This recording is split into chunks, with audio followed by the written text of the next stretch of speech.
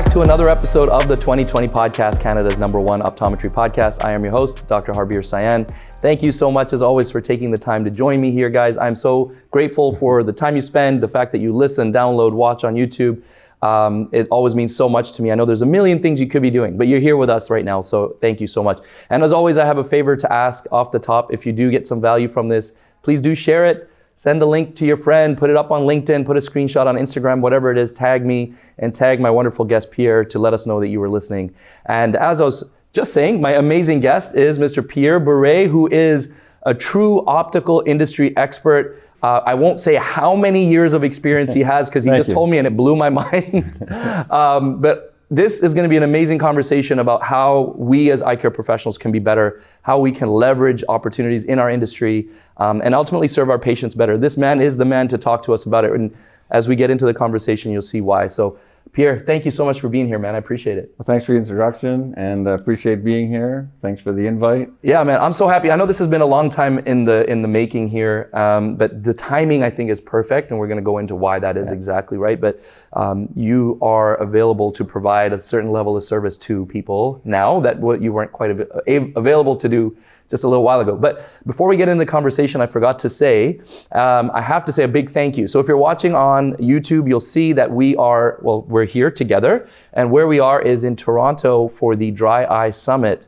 So I want to give a big thanks to the Dry Eye Summit team for giving us the space, for letting us set up here to record these episodes. So Pierre, tell us a little bit about who you are and why you're here on the podcast. Well, first it's the invite. So yeah, and we've been pinging back and forth, so it's nice to do it now. And as you said, the timing is good. And we'll get into that. Timing is good, yes. So a little bit about me. Well, I'm an optical lifer. I've only known optical industry for my entire career. So I've only known one career. I'm an optician by trade. That's how I started. I don't think I knew that actually. Okay, yeah, so that's a new nugget for you. Great. So I got into the industry as an optician, and I worked in luxury retail for the first part of my career. Got it. At the original Josephson Opticians in Toronto and Yorkville, when I was with the Josephson family. And then I spent a little time in your area in Vancouver, where I worked at Eyes on Burrard and Eyes on 12 cool. For a few years. And those are staple optical, like high-end opticals in Vancouver. People who are into higher-end optical eyewear, they know those stores, Eyes on Burrard, Eyes on 12. Yeah, those are the epitome of the luxury retailers. And at the time that I was working there weren't as many as today, and so on. And so that was really a joy to work for those. Then I transitioned. I went to the vendor side. I had an opportunity to start up with EssilorLuxottica. And that's really the second part of my career, was working on the vendor side, and that's ultimately how I grew a network and a brand, and how I got to meet people like you and come to many events like the event you're at today, and my reputation sort of precedes that. It does. And so I had a lot of fun, and I continue to have fun, and I'm really passionate about the industry. Yeah.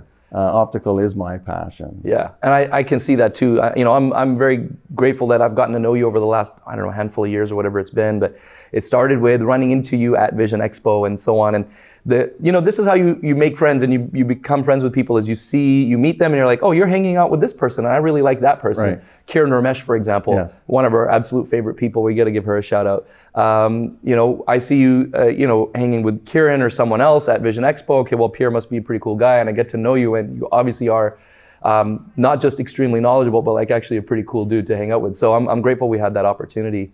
Why don't we talk a little bit about, if we can, your time with EssilorLuxottica and like what your position was there, what kind of position you grew into while you're at the company. How long were you there? So I was there for 30 years. 30 years? Okay, see, that's the number that I wasn't saying off the top. That kind of blew my mind. Okay. Yeah, I had a nice 30-year career with EssilorLuxottica.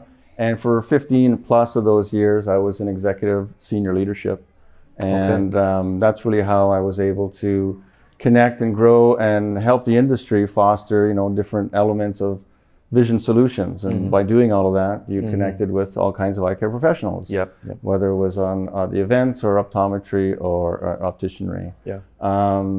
Some of the roles that I had, I was leading the Canadian sales team I was VP at EssilorLuxottica, running all of the sales channels. And so that got me in a position where I was looking at what the national chains were doing, what the wholesale labs were doing, and the independents. So I gained a lot of experience and know-how, and was able to evaluate and observe lots of different bits and parts of the supply chain and go-to-market strategies that existed. That's pretty incredible. You were overseeing all of the sales in Canada. Yeah, is that correct? That's right. So how many people were working under you, reporting to you, or whatever the right term is? Well, I guess the group was close to about 100, Wow. But direct reports is different. But you had some directors, some regional managers, you had some field sales teams. Yeah. And then at that time, we created an ecosystem, which I had coined was a touch point ecosystem. Anybody or any one of our associates that was touching a customer were under my like supervision physically as well. touching, or is that not allowed? So customer service, yeah. I got you. Verbal, Yeah. All right. but the touch points, as we call it. Got So it. it was customer experience, so anybody calling in, and we also had a Delta Force team of technicians who were opticians that were working across Canada. We're also working in concert with our clients. So Got you had the sales field team, and then a support group, and then you had customer experience, and then And these were all under your purview. That's right. That's crazy. That's a lot. So you got to see, like you were just saying earlier, you got to see the industry from these different angles. Well, from your perch, but like these different angles of independent versus, commercial, or whatever the right word is. All these different players in the industry. So obviously, going back to kind of off the top, why you have so much experience in this, and why I think you're the right person to have this conversation. But today, you are a free agent. As we speak. That's right. All right. And that's why I think the timing for this conversation is so great. Like, you have this incredible, immense experience, but now you have the freedom to use that knowledge and experience in any way you like.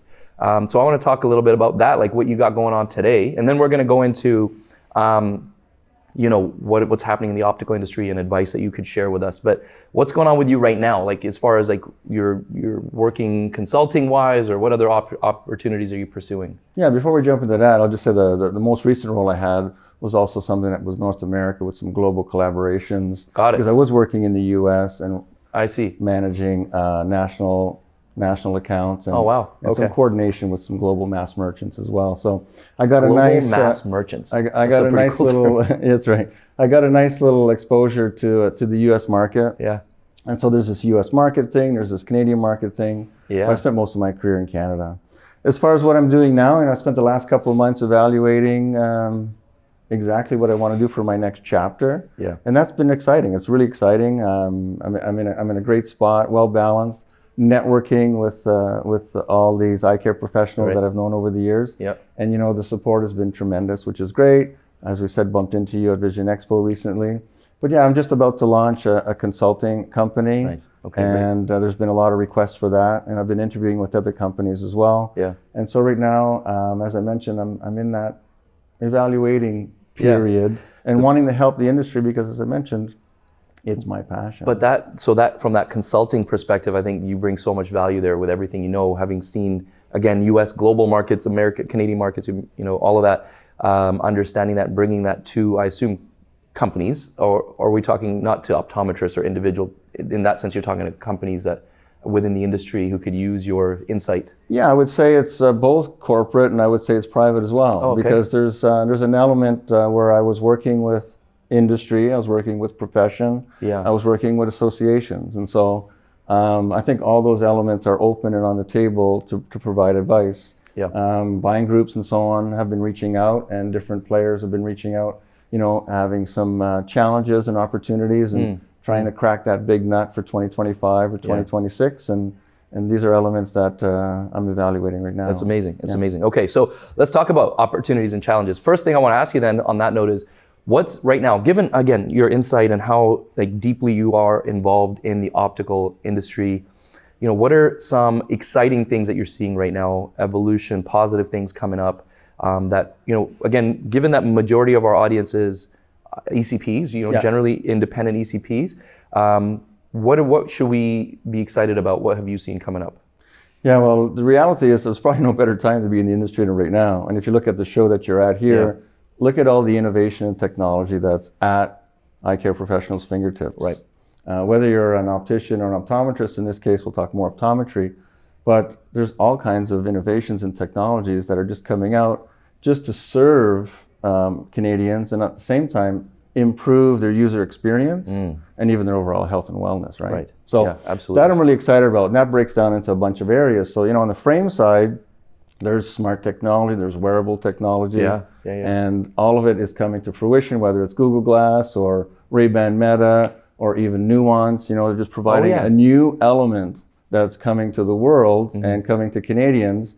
And as I discuss these things, I want to sort of introduce this duality or interplay between, the medical services that optometry provides and then what I call the retail services, because there's that interplay. Totally is. And depends on what we're going to agree on. This is the part we might wrestle over. But, that split of medical to retail is typically 30-40 medical to, 60-70 for your revenue. Right. And so I just saying that because there's an emphasis to try to get the focus, make sure you're focusing on the retail as well as the medical. And as we're in these elements here for this summit, a lot of it happens to be medical, but medical leads to retail. So they play off each other. So it's important to talk about that nuance, because sometimes if it's too medical centric, then there's a disconnect with the consumer. Right. And I always have this discussion with different eye care professionals that, what do you call the person that provides you money in your office? Oftentimes it's patient, but it's patient when it's a medical service. But it's a consumer when it's a retail service. Okay. So you got to kind of slip into those overalls every once in a while. I think we're hesitant to use the word customer for sure. Even consumer is a little tricky. ODs especially have a tough time looking at the retail side of that conversation for sure. Right. So we love like coming to the Dry Eye Summit because we know it's all medical, right? Oh, I can feel like a medical doctor today. I don't have to worry about sales so much right now, but again, like you said, a majority of what we're doing and how our business runs is a retail-oriented. It is a retail-oriented business, but we have a hard time with that. So that's where I think I can push the envelope a little bit later on in our discussion. But on the lens side, there's lots of advanced personalized care, a lot of customizable options that are available. On the frame side, certainly there's new sustainability in the frames. There's new adaptive materials. There's all kinds of fashion and diversity that's available today, so it's pretty exciting times. On the optical instrument side, well, that's just really opened up. There's all kinds of things for advanced diagnostics. And so all these things give an engagement and a purpose and a value and a reasoning for the patient or the consumer. So I'll go back and forth as well, because whatever you want to call it in your practice is okay. I just use it for the vernacular and for the jargon. And then there's really the AI, and that's one where AI right now is kind of at its beginning, even though it's been percolating around. And there's an interesting story that I could share regarding AI, is when I was invited to speak at the OLF for the CAO. Oh yeah, OLF is the Optometric Leadership Forum. Optometric Leadership and that was in 2019, so we're getting close to 6 years ago. Crazy. It was in January. Okay.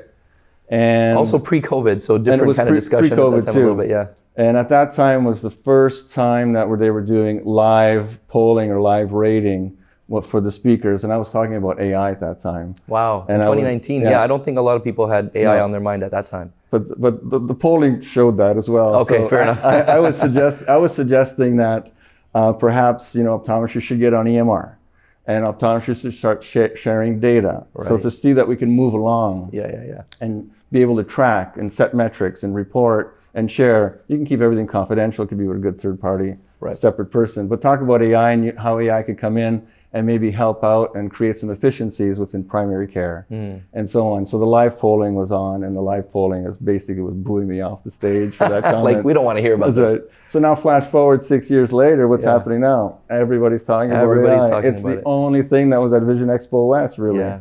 And so I think AI needs to be embraced, and I'll touch upon that a little bit later. But so I think for innovation and technology, all those things are just adding to the sweet spot that this industry is amazing. And optometry has a lot of runway to work with. Definitely, Where I have a little bit of a challenge on an opportunity is how is that making itself, how are you connecting that to the patient or the consumer? Because it's exciting for the profession, it's exciting for the industry, but how does the consumer tap into that excitement? How does the consumer become aware about that? We'll chat about that a little bit later. The other thing I'm excited about, honestly, today in the industry is that eyewear is really fashion driven. And so we do see that. And mainly what we see that is through social media influence. It's not rocket science to understand that, but Nowadays, it seems to be more accepted. Everything's more accepted. True. Wear different colors, wear different frames, wear Yeah. multiple frames. Social media is really pumping that out. There's a lot of different frame styles, as I mentioned, in diversity. So those two elements are really exciting me right now because it sets up the industry for good, healthy growth. Yeah. Even though we could talk about the economics or the economy or what's happening with political and all these other elements that are impacting. But the reality is, I think the industry right now is set for success. Yeah. And just based on those two, with the innovation technology and the fact that people want to wear frames, people want to wear different frames in different colors, and it's out there in mainstream social media, is pretty exciting. Yeah, that's all very positive. It's all very, very positive stuff. Definitely, on the fashion side of things, I definitely want to make sure I say that. First of all, we had a couple of pairs of glasses here. Were we supposed to talk about these, or what was going? These are just yours. No, I was going to surprise you with those, but these are mine. So these are nice. Hang on, but these are very fashionable. But obviously, you are the right person to talk about fashion and things looking good. I can't remember how much you can see in the frame here, but Pierre, always one of the most stylish guys, at any conference, and is always looking.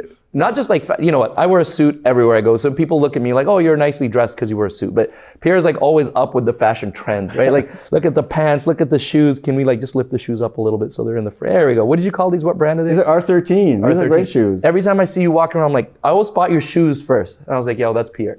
So this guy's always on top of on the fashion game. Okay, so tell me what we have here. What brand is this? Well, first, thank you, and I appreciate you. These are Catherine de Medici. These are a great independent luxury design. Very nice. I've been lately a lot into a little bit of a bolder look. Yeah, I like that. And I like this mid-tint look, which is great. This is so stylish. So this is bold, this is fun, this is something that I'll wear when I'm wanting to be just a little more cheeky. Yeah, I love that. I enjoy it. So that tint, is that custom tint that you put in there? And it's a custom tint, yeah. So it's got like a yellowy kind of tint? Yeah, it's a yellowy green tint, and it plays nice. What percent is that roughly, that tint? You can still wear it at night, and you can see, it's actually 50%. That's 50? Yeah, it's 50. I wouldn't have guessed. I know. But you could wear that indoors. Yeah. You look like a movie star or film director or something like that, right? Walking around with those. I just look like one? Well, I mean, what with the frames on. Are you a movie star? Because I didn't know that part of your career. No, I'm not a movie star, but I do appreciate the compliments earlier about styling. And I would have to mention back to yourself, you're one of my inspirations because you're always put together nice. Thanks, man, thanks. And I would do a shout out as well to Pavan Avinash. Who's always styled up. Yeah. And we forgot to do the shout out to Kieran. So hey, Kieran. Kieran always looks amazing, but we shouted her out earlier because she's got the energy. Kieran always brings the energy. So these are Catherine de Medici, chunky, bold, straightforward. They got a nice temple detail, beautiful. Nice. And then, if you don't mind me asking, what's like the retail price point on a Catherine de Medici? Yeah, so the retail is going to be $7+. Okay. Yeah. Canadian dollars or US dollars? It's going to be Canadian. Okay. That's right. And then this is a great color for LAI Works, right? So this is LAI Works. LAI Works is a great company, and they're making this nice. That's nice. I've been into gray a lot this fall. Gray is good. And this is a bluey gray color. I like that. And this just works nicely. That's a lot more subtle, obviously. This is a bit more professional. It's a little bit more professional. I'm going to work right now. Whereas the other one's like, I'm going out tonight. You'll be wearing that tonight downtown Toronto, I'm sure. This will be more tonight's look, and then this will be if I'm meeting with the association or buying group or something like that. So we'll see. Very okay. But this kind of caps off to talk about diversity and styling and fashion is king for eyewear right now, and that brings awareness to consumers. I love the diversity aspect of it too. I see that there's so many, like when I go to Vision Expo, and Vision Expo, just to give a shout out to another amazing person in our industry is Nico Roselier, who's putting on this, what's it called again? They have this display of all these different frames when you go to Expo East, or I think it's at Expo East, with different different angles, right? They got like the more corporate type of brands, and they got the more independent brands, and they got the ones that are more diversity driven or the more environmentally conscious brands, right? And so the diversity ones are great because there's people from different backgrounds designing these frames based on their backgrounds, right? If they're from a different part of the world, like what do people's face shapes for those, they're designing frames for them. So it's very cool to see the diversity coming into eyewear. And it's serving the populations better, right? Those people from these different places are now like, wow, somebody's making frames for me, other than me having to wear frames kind of uncomfortably that sit too high or too low or whatever. Right. Now there's someone who made frames for me who's from where I'm from. I think that's a really great point about our profession, our industry right now. Absolutely, and we're seeing more and more of that, and then that just translates into comfort overall and eyewear comfort, but even in comfort, just, presenting your persona and everything else. Yeah. Which is an interesting segue because Coco and Breezy had done that as Right. well. Yeah, They came Coco out and with some Breezy, perfect eyewear, example. and they did some designs to suit a little bit more about their eclectic style. Yep. And the people who wanted to wear more eclectic styles. And there's a lot of examples, and there's a lot of independent eyewear manufacturers who are doing that. And then, of course, you have all your big manufacturers as well that are doing a lot of licensed brands, which are also diversifying in the looks and the feels and the branding to match all that. So I think that just brings a lot of awareness to our industry, which is really good. It'll attract consumers and bring them into patients. Yep. Okay, so there's a lot of positives there. We may have to come back to AI because I think that, the question that, we'll come back.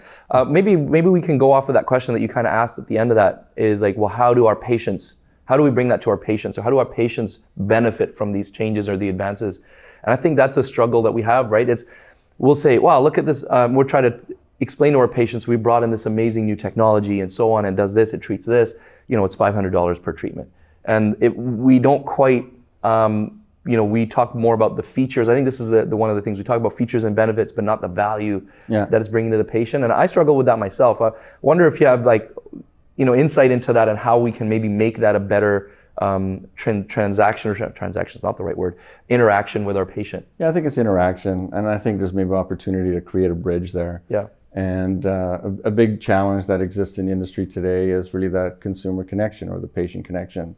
I do talk to a variety of eye care professionals, and I often joke in a sense where two people aren't walking down the street saying, hey, let's pop into the optical store or even the optometry office, just as any of this. So it typically starts with the need, which is medical, and then that medical translates into the retail. The retail side of it tends to be owned by the chains or even the online, because those people are in that business not for optical, they're in the business attracting consumers. Yeah. And so it's a little different play there. So I think for independent, there's a generational, I would say, gap. There's a disconnect with generations. So average age of a practice is typically aging. The population is aging, and the younger demographics are typically going somewhere else for their retail services. And we'll probably start to look somewhere else for their medical services too, depending on if regulations change and different adaptability with remote or teleoptometry, that sort of thing. Right. So when you say they're going, let's just to maybe to be a bit more transparent about it, but like when they're going other places, like when we're talking about sales or retail, they're going online, or they're going to some of the kind of the more younger looking optical shop, let's make a Warby Parker or something like that, or maybe like a more inexpensive brand that might be out there.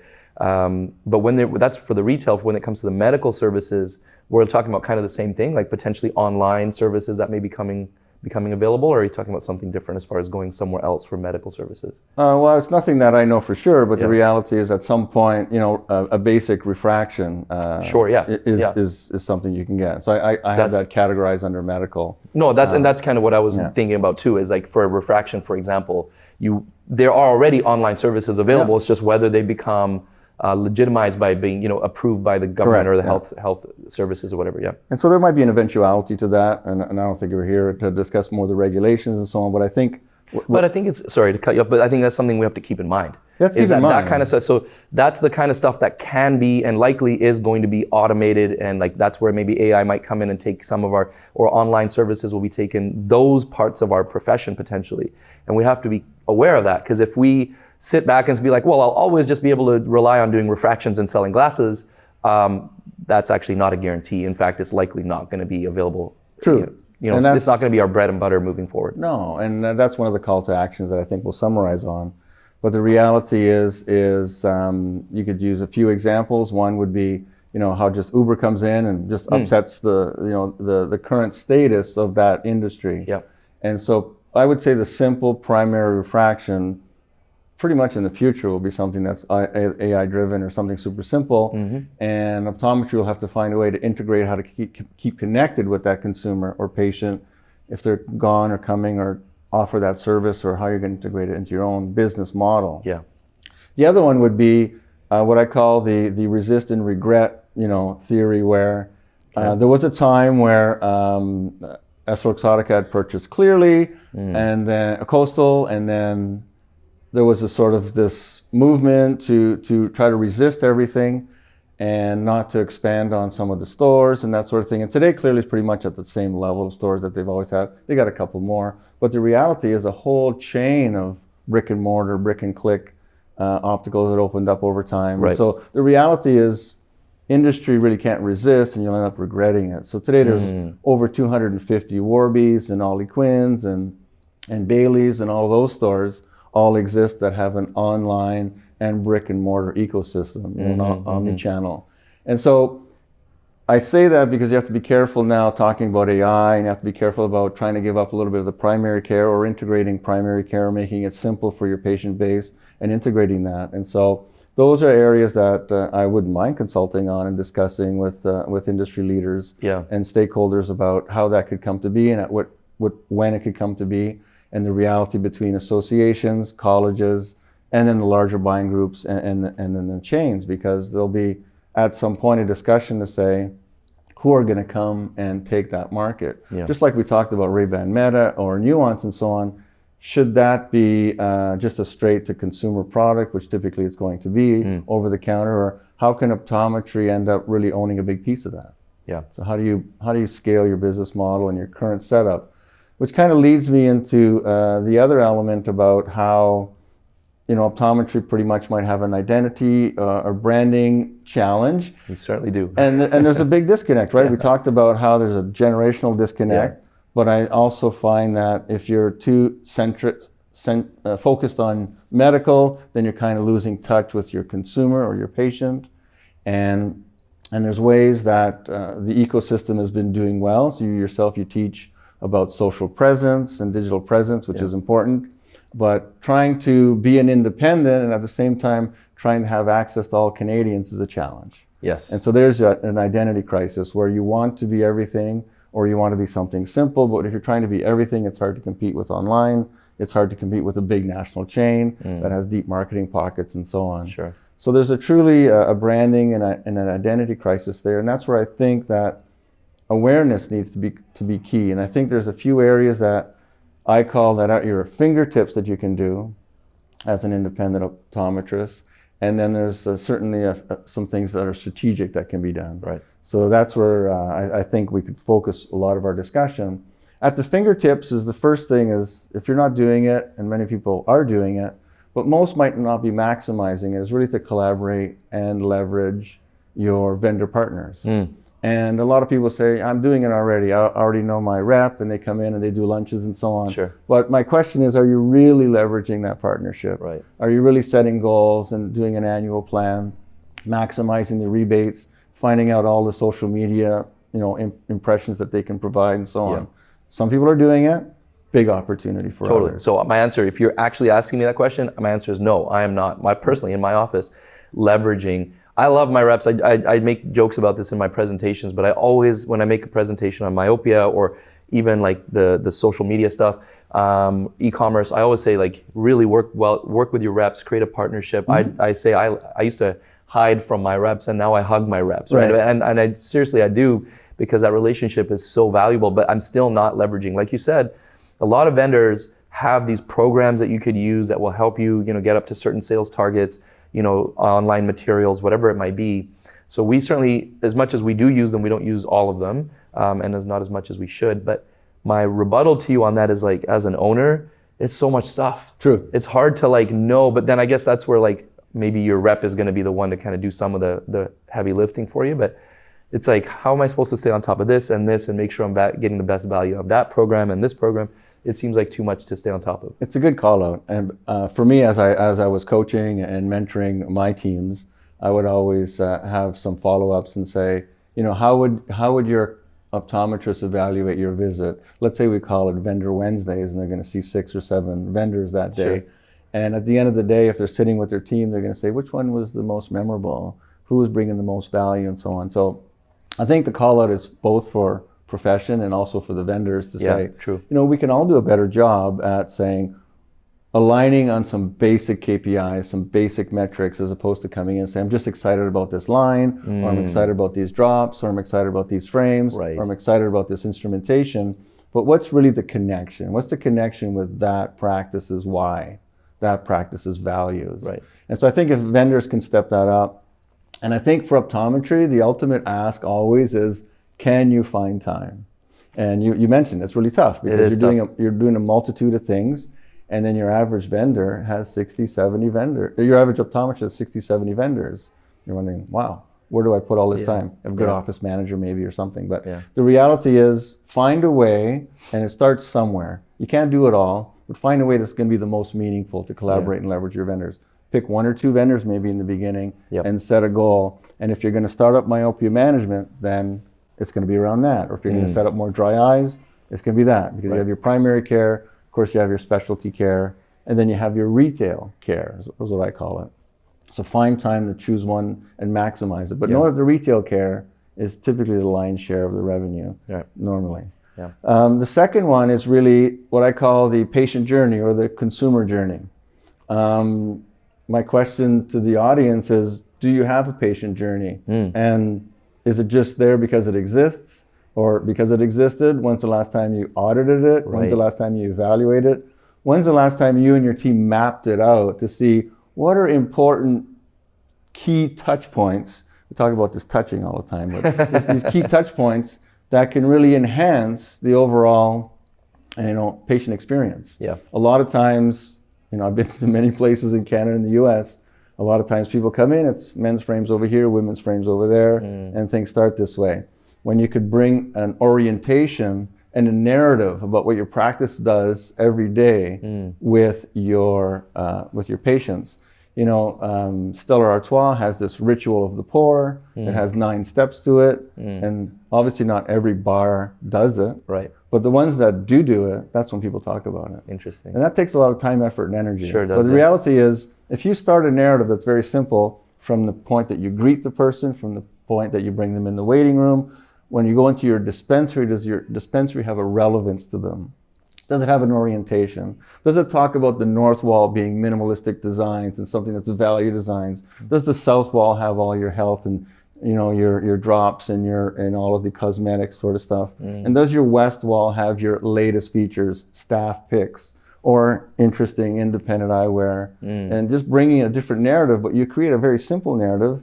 And why I call it that stuff that's at your fingertips, because your staff already knows all that. Your staff can come up with your own narrative. You could work with your staff and come up with a simple narrative. And then when it's done once or twice or 3 times, then it becomes easy to repeat.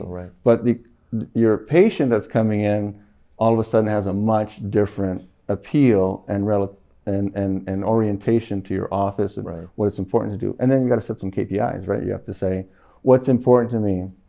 I know people are measuring different things, or systems are measuring different things, but along your patient journey, I would set some different KPIs. And those KPIs are talking about, when do you introduce something about myopia management? When do you introduce something about, having multiple pairs or different pairs, or having an evening pair? People are having 1 or 2 or 3 or 4 digital devices now from either Apple or others. They got an iPad, they got a laptop, they got a phone, and so on, and then they're going on trips. But then they come to an optical environment, and somehow they're getting away with either just replacing lenses or just buying 1 pair of glasses. Very true. And that's really haven't changed over the years. The annual repurchase rate is sitting around 33, 34 months. It's really never changed in Canada. Really? And so it's almost 3 years. So how do we shorten that? And how do we shorten it in the right way? Because people are connected to consumerism. People are connected to fashion. People are connected to feeling good. People are connected to wanting to see good. They're getting all this amazing excitement that's coming from these medical events, and somehow it's getting lost in translation. So how do we make that connection? I love that. The patient journey is so important, and I think we, again, just thinking about my office, that's something we need to revisit. Because I think you get complacent and you're like, okay, we got something, but after 6 months or a year or whatever, you get complacent and things kind of slip and slide, or you hire new staff and maybe they don't know it as well, right? And that's definitely happened in our office, so we need to revamp that. But I love the idea of like, okay, here we have our, independent eyewear, here we have this type of eyewear, here we have our whatever. For us, it's not male and female, but it's like sort of more luxury on this side, more kind of budget conscious on this side. But having more of a story around it, I think that's a really, really great thing to have. The narrative in the story is great, and I was lucky enough to work at Eyes on Robson, Eyes on 12th, and at Josephson's. And oftentimes you're switching your inventory around on a Saturday when you'd say, don't touch it on a Saturday because it's really busy. But as soon as you start moving things around, people are curious, people are interested. You don't have to go to that extent, but the reality is consumers or patients are curious by nature, and as you're touching things, they want to be part of that. And today we have the FOMO, and so the reality is if you're moving frames around, they're going to want to know why you're doing that. And that allows an interaction and a conversation to occur. Yeah. So go on. On the strategic side, we want to talk about AI. Yeah. And for me, AI, as I said, is just in its beginnings with really the medical side. It's going to help with diagnosis and creating efficiencies behind diagnosis and so on. And that's fantastic, and that's going to continue, and I applaud that. And that's something that is welcome, and I think everybody's embracing that. I think that's the most well understood currently use of AI right now is, for example, dry eye software, where you plug in, here's the measurements and results I got, and then it spits out a result of like, here's the best way to treat it, right? That kind of software exists and has been around for a little while now, and that's the one way that I think we can kind of wrap our heads around using AI, but that's like barely not even the tip of the iceberg, exactly. Right? Yeah, so, Trudy's doing a great job, right? And there's a lot of players out there, but that area is well embraced. What's less embraced or less thought of and probably not thought of at all, and a big opportunity, is how AI is really going to real-time map consumer habits and retail habits and so on. Yeah. And that's where I have a call out where I think that associations, buying groups, optometry really need to get together and start to challenge and ask good hard questions to who they belong to what extent they're going to work with professional agencies and companies that are really going to focus and share data and so on, because as AI moves forward for the medical side, it's going to be great. It's going to create a lot of more awareness. Population is aging, good stuff, good for the industry. There's more prevalence and awareness on vision solutions and diseases. It's going to bring more awareness. That's great. On the retail side, you want to protect that retail side as much as you can. And I think that the large chains and the organized groups, intelligent organizations led by humans are going to use AI to pull patients and consumers to their places. So my call out would be, how does industry, profession, association work together to pool and have AI as a conversation with your buying groups and so on? And how are we looking at consumers or patients to be able to make sure that there's a connectivity there? Because right now the connection is challenged, and you don't want that connection and the gap to widen. Right. Boomers and Gen X, typically average age group of your office has got to be in its 50s, probably 55, 57, and it's just going to start aging. And so how could the industry and profession start to attract and make all of this amazing technology and innovation and products and solutions aware to Canadians so they come in? There's still 5 million uncorrected Canadians in Canada. Really? So how do you get high number. that? How do you get that number to a manageable rate? But the reality is, how do you protect on your retail side? So that's on the AI side. So I would challenge the buying groups, I would challenge the associations and industry to consider, as we're really excited about AI in medical, how can we be equally excited on how AI could play a role to gather and bring awareness to your patients or to consumers? And at the same time, we had the luxury of working together on the CHEC board, the Council for Healthy Eyes Canada. And that was also a program that brought awareness to the importance of eye examinations. And I think if we were to start somewhere, that would be a great place to start, to stress the importance of an eye examination to Canadians. And to me, you wanted something a little bit edgy, so here we go. So for me, this is splintered kind of industry, splintered and siloed. You have provincial associations, you have provincial colleges, you have all kinds of groups, you have national groups, you have optometry, you have optician, you have independent, you have chains, you have wholesalers. There's a lot of budgets that are being spent provincially for local advertising and so on. It doesn't take that much money to have a very strong national campaign from a professional company that's going to bring the right awareness with the right context, the right connectivity at different generations, whether it's Boomer X, Millennial, or Gen Z, or even at the Alpha level, to bring that awareness. And that to me is something that I think is paramount. that our industry misses, and that's something that's easily doable with the groups. So that was I think that check initiative, the Think About Your Eyes initiative, like if anybody out there has seen these advertisements and things like that, no longer up there anymore, but like I think the trouble with that was like, who's going to pay for it? Yeah. Right. So I understand like it's not that complicated to have, and we should have a national strategy, but who's going to pay for it? Like, is it optometrists are paying for it, or is industry paying for it? And if industry pays for it, then do they somehow does their name get mentioned more? Who gets favored? And like that was, I think, pardon me if I'm wrong about this, or correct me if I'm wrong, but I came in kind of late to the game with the Council for Healthy Eyes, right? But when it was kind of closing down, I felt like that was sort of where some of the disagreements. Some provinces wanted to be part of it and some didn't. Everybody's got to buy in, first of all, and then like where's the money coming from? Yeah. And I think that always gets a bit murky and scary for some people. Is like, well, if XYZ company's putting in a couple $100,000, then are they somehow benefiting more than other companies who are involved? Yeah, well, I think it would have had more legs if you came in sooner, but maybe you came in before. But the reality is, you're right. There's always going to be that I guess imbalance if there's different levels of investments and so on. But my challenge to the industry really is consider AI on the retail side and consider what type of awareness is happening. I mentioned there's 5 million Canadians out there with uncorrected vision, but yet it seems like every company is doing advertising. It seems like all optometry is doing these vision screenings and so on, and the number just doesn't change. So if we keep doing that, what's going to happen? You know the theory. Nothing will really change. I think it's really time that profession brings a new conversation to their buying groups and to associations and so on, and their vendor partners about how you can go about doing that. And that awareness is really going to be the trigger to bring in for the medical, and the medical leads to the retail. It's going to be hard to compete with the Zenni. Zenni just announced 50 million pairs, and so they put out 50 million pairs. And so the reality is, a small independent like yourself or others, whatever geo-marketing that you're doing, it's really not going to pull from that. So collectively, it has to be a greater force. And that's why I'm saying I think you need to revive that discussion. You need to have a different discussion.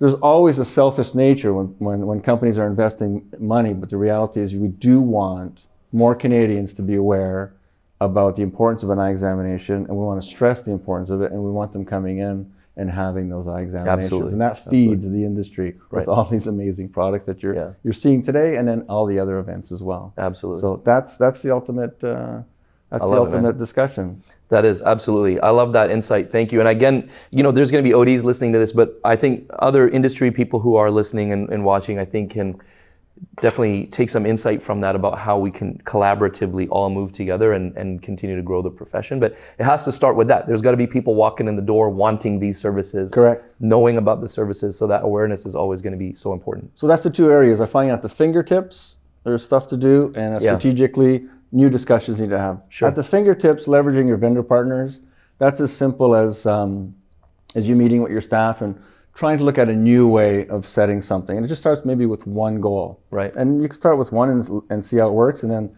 your staff will say, well, we could do that with this vendor now and that vendor, and it'll just start to snowball.